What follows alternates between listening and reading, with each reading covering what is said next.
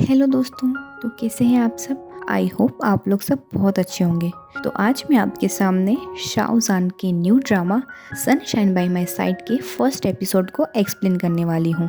अगर आपको अच्छा लगे तो प्लीज़ मेरे चैनल को सब्सक्राइब करना और मेरे वीडियो को लाइक कमेंट एंड शेयर करना। तो एपिसोड की स्टार्टिंग में हमें हमारे मेन लीड शाहजान को बताते हैं, जिसका नाम यहाँ शेंग यांग है, और जो मॉर्निंग में उठ के अपना डेली रूटीन कंप्लीट करता है और अपने ऑफिस के लिए निकलता है। और रास्ते में हमें बताता हुआ चलता है कि कुछ लोग कहते हैं कि आपकी हॉबी कभी आपका करियर नहीं बन सकती, ठीक वैसे ही जैसे आप अपने फेवरेट सॉन्ग को अपने अलार्म की रिंगटोन सेट नहीं कर सकते, क्योंकि जब आपकी हॉबी आपका काम बन जाती है तो अपने सेंस ऑफ नॉवेलिटी को खो देती है और बोरिंग बन जाती है, और आप फिर सोचते हो कि आपने इसे क्यों चुना था।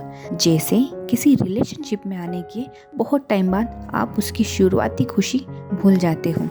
और ऐसे ही सोचते सोचते वो मेट्रो स्टेशन पर पहुंचता है, जहां उसे एक कपल दिखता है, जिसमें एक लड़का अपनी गर्लफ्रेंड को डांट रहा होता है और उसे बोलता है कि अब हमारा ब्रेकअप हो चुका है, और उसे बहुत ही अब्यूसिव तरीके से ट्रीट करता है। वो लड़की वहीं नीचे बैठ जाती है और रोने लगती है, पर वो लड़का मेट्रो में चला जाता है और शेंग यांग भी मेट्रो में चढ़ जाता है। वहाँ वो उसी लड़की को उसके किसी फ्रेंड से बात करते हुए सुनता है, जिसमें वो उसी लड़की का मजाक बना रहा होता है। शेंग यांग को ये देख के बहुत गुस्सा आता है, पर वो उसे कुछ नहीं कहता। जब दोनों ही एक स्टेशन पर उतर जाते हैं तो वो लड़का एक केन को नीचे फेंक देता है। ये देखकर शेंग यांग बहुत ही गुस्सा हो जाता है और उस लड़के को चिल्ला देता है। पहले तो लड़का मानता नहीं है, पर फिर शेंग यांग के अग्रेशन को देख के वो उस केन को उठा के डस्टबिन में डाल देता है और दोनों वहाँ से चले जाते हैं। और शेंग यांग फिर से सोचता है इस फास्ट चलने वाली ज़िंदगी में आपको भी उसी के साथ चलना इजी रहता है, और अपने विचारों के साथ चलना बहुत कठिन, ये बहुत ही प्रीशियस भी होता है। अब आप ये सोच रहे होंगे कि मैं डरता नहीं हूँ कि रियलिटी मेरे फेस पर एक स्लैप कर देगी। यस, मैं डरता हूँ, पर ज़्यादा डरता हूँ मैं कॉम्प्रोमाइज़ करने से, क्योंकि मैं अभी भी सिर्फ अपने 20s में हूँ और वो बन रहा हूँ जो मैं शुरू से बनना चाहता था। और ऐसे ही सोचते सोचते वो अपनी कंपनी में पहुंच जाता है, जो कि एक मीडिया कंपनी होती है। वहाँ वो लॉकर रूम में जाके चेंज करता है और अपनी डेस्क को क्लीन करने लगता है, और फिर मीटिंग रूम को प्रेजेंटेबल बनाता है। दूसरी तरफ हमारी दूसरी मेन लीड को बताते हैं, जो बाई ही है। इसमें उनका नाम जियान बिंग है। वो एक ऑफिस में एंटर हो रही होती है और सब उसे डायरेक्टर बोल के ग्रीट कर रहे होते हैं। फिर से सीन हमारे फर्स्ट मेन लीड पर शिफ्ट होता है और वहाँ मीटिंग चल रही होती है और वो किसी पैकेजिंग पर डिस्कस कर रहे होते हैं, और वहाँ उनका टीम लीडर बॉस को बहुत बटरिंग कर रहा होता है। टीम लीडर बताता है कि क्लाइंट ने पुराने डिज़ाइन पर कोई फीडबैक नहीं दिया है और उन्होंने बजट बढ़ाने से भी मना कर दिया है और पेमेंट भी डिले कर रहे हैं। तब वो समझकर और अपनी एक डिज़ाइन तैयार करता है और पेपर पर उसे लिखने लगता है। टीम लीडर ये देख लेता है और तभी टीम लीडर शेंग यांग को कॉफ़ी लेने के लिए भेज देता है, और ना चाहते हुए भी शेंग यांग को जाना पड़ता है। फिर सीन शिफ्ट होके दूसरी मेन लीड पर आ जाता है और वो बताते हैं कि हमारी जियान बिंग किसी नाइफ के एडवर्टाइजमेंट को डायरेक्ट कर रही होती है। जो उनके क्लाइंट हैं वो साइड में बैठकर कमेंट कर रहे होते हैं कि एक फीमेल डायरेक्टर कैसे हो सकती है और वो लीड कैसे कर सकती है। उन्होंने तो डायरेक्टर शू को हायर किया था। जी हाँ, यहाँ पर जो डायरेक्टर शू हैं वो हमारी फीमेल लीड मतलब जियान बिंग के हस्बैंड हैं। फिर ये कैसे यहाँ आ गई? तभी दूसरा आदमी बोलता है कि 10 सालों से ये डायरेक्टर शू के अंडर काम कर रही है। तुम्हें पता नहीं है क्या, ये दोनों मैरिड हैं।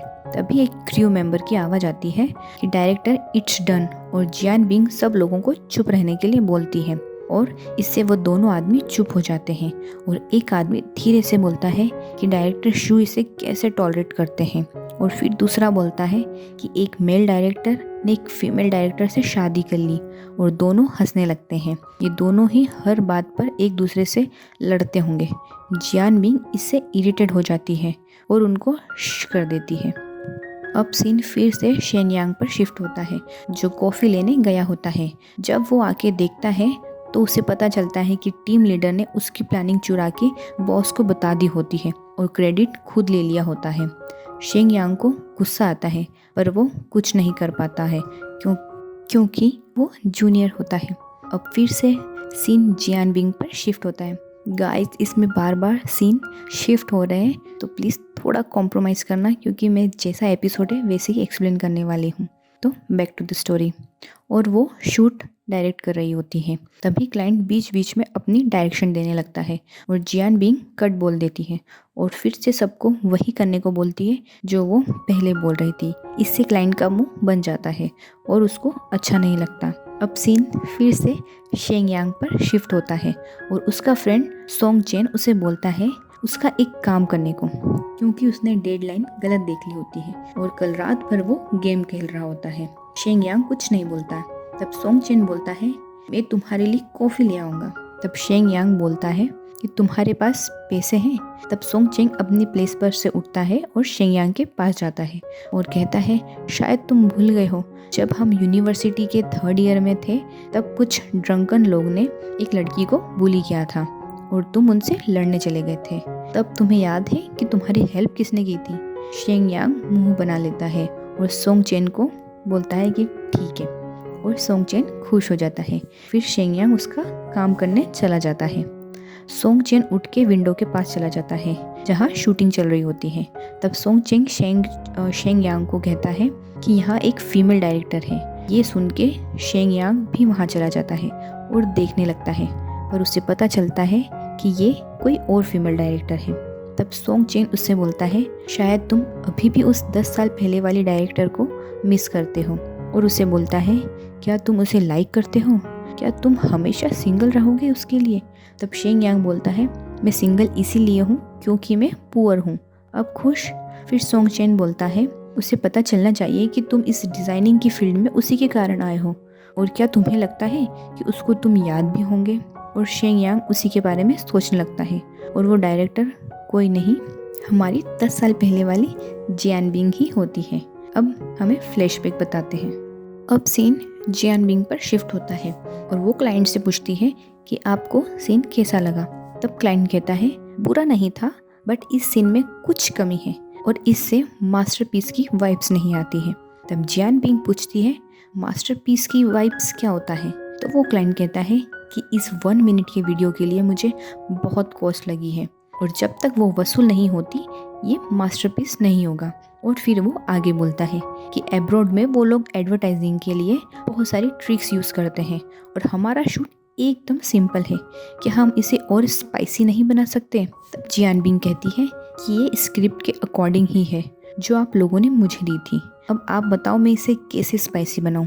तो क्लाइंट उसे बताता है कि पहले फोकस लड़की की आइज़ पर करेंगे, फिर एक ब्लू लाइट आएगी और फिर फोकस उसके हैंड पर होगा और उसकी फिंगर से होते हुए उसके आर्म्स को बताएंगे और फिर नाइफ पर शिफ्ट करेंगे और फिर एकदम से वो लड़की गिर जाएगी। तब जियान बिंग उसे बीच में ही रोकते हुए बोलती है कि अगर आप ऐसे ही बोलते रहे तो ये नाइफ ड्रैगन को मारने वाली स्ट्रॉड में बदल जाएगा। और ये कोई मार्शल आर्ट मूवी नहीं है, पर मैं समझ गई आप क्या चाहते हैं, इस नाइफ पर क्लोजअप करवाना चाहते हैं और मैं ये ध्यान रखूंगी कि इस पूरी एडवर्टाइजमेंट का मेन एक्टर नाइफ है, तो मैं कल इसे शूट करके आपको बता दूंगी और एक सेकेंड वर्जन तैयार कर लूँगी। और वो शूटिंग को बंद करवा देती है और क्लाइंट चिढ़ रहा होता है, पर फिर भी वो स्माइल करते हुए जियान बिंग को गिफ्ट देता है और बोलता है मैं आपके और डायरेक्टर शू के हैप्पी लाइफ की कामना करता हूँ। तब जियान बिंग बोलती है थैंक यू सो मच, हम रोज़ सोने से पहले अपने झगड़ों को सुलझा लेते हैं। तब वो क्लाइंट शर्मिंदा होते हुए बोलता है कि आपका सेंस ऑफ ह्यूमर बहुत अच्छा है, और उसे पता चल जाता है कि जियान बिंग ने उसकी सारी बातें सुन ली थी। फिर क्लाइंट थोड़ी बटरिंग करने लगता है, बोलता है आपने डायरेक्टर शू के अंडर बहुत कुछ सीख लिया है। तब जियान बिंग कहती है डायरेक्शन का जेंडर से कोई लेना देना नहीं है, आप हमारे क्लाइंट हैं इसलिए मैं आपकी रिस्पेक्ट करती हूँ। अब आप जो कहेंगे हम वही करेंगे, पर किसी के पीछे उसकी प्राइवेट लाइफ के बारे में बोलना अच्छी बात नहीं होती है। और ये कह के वो वहाँ से चली जाती है। क्लाइंट पीछे से बोलता रहता है कि मेरे कहने का वो मतलब नहीं था, और जियान बिंग चली जाती है। बाहर निकलते ही उसका हस्बैंड मतलब डायरेक्टर शू उसे कॉल करता है और बोलता है, तुम पागल हो क्या, 2 वर्जन बनाने की क्या ज़रूरत है, उससे काम ज़्यादा बढ़ जाएगा। और जियान बिंग बोलती है कि वो थक गई है।